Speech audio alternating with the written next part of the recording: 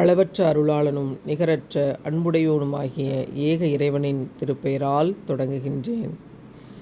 வஇத் குல்தும் யா மூஸா லன் நுக்மின லக ஹத்தா நரல்லாஹ ஜஹ்ரதன் ஃபஅகதத்குமுஸ்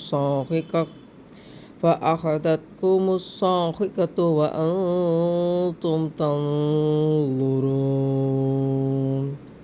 இன்னும் இதையே நீங்கள் நினைவு கூறுங்கள். நீங்கள் மூசாவே, நாங்கள் அல்லாஹ்வை கண்கூடாக காணும் வரை உம்மீது நம்பிக்கை கொள்ள மாட்டோம் என்று கூறினீர்கள். அப்பொழுது நீங்கள் பார்த்து கொண்டிருக்கும் பொழுதே உங்களை ஒரு இடி முழக்கம் பற்றி கொண்டது. மூசா நபி அவர்கள் தங்களுடைய சமூகத்தாரிலிருந்து 70 பேர் தேர்ந்தெடுக்கிறார்கள். இந்த 70 பேரும் அல்லாஹ்வை நேரடியாக கண்ணால் பார்க்க வேண்டும் என்று சொல்லி போராடி கொண்டிருந்தவர்கள்.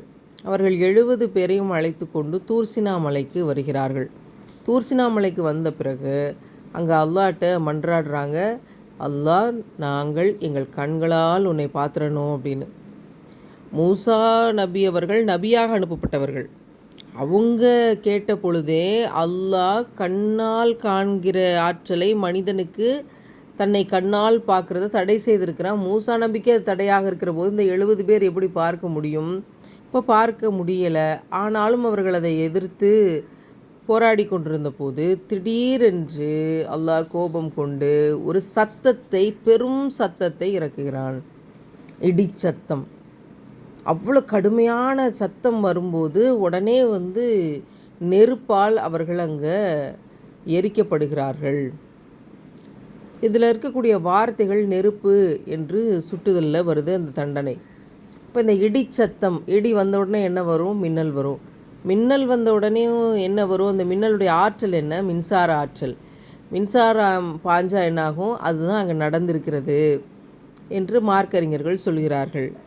அப்படி என்றால் மூசா நபி அவர்கள் இதை பார்த்துட்டு கலங்கி போய், இருந்த முக்கியமானவங்களையெல்லாம் 70 பேரை நீ அழிச்சிட்ட அப்படின்னா எங்களை அழிக்கணும்னு முடிவு பண்ணான். அறிவற்ற சமூகத்தை அழிக்கணும்னு முடிவு பண்ணால் எங்களை எல்லாரையும் எப்பயோ அழிச்சிருக்கலாமே, என்னையும் சேர்த்து. இது இந்த ஆயத் தரக்கூடிய செய்தி. அவர்களை அல்லாஹ் எப்படி உயிர்ப்பித்தான்ங்கிறது அடுத்த வசனம் பேசுகிறது. ஆனால் இன்றைக்கும் அல்லாஹ்வை கண்ணில் பார்க்க முடியுமா என்று எவ்வளோ பேர் கேட்பார்கள். விதவண்டாவாதம் பேசக்கூடியவர்கள். மின்சாரத்தை மனிதனால் கண்ணால் பார்க்க முடியுமா? மனிதன் பயன்படுத்தக்கூடிய மின் ஆற்றல், அதை கண்ணால் பார்க்க முடியலைன்னா இறைவன் அத்தனையும் படைத்தானே. அப்படிப்பட்ட பேர் இறைவனை நம்மால் பார்க்க முடியாது கண்ணால் என்று இறைவன் சொல்கிறான். இன்ஷா அல்லாஹ் மரணத்திற்கு பிறகு சந்திப்போம்.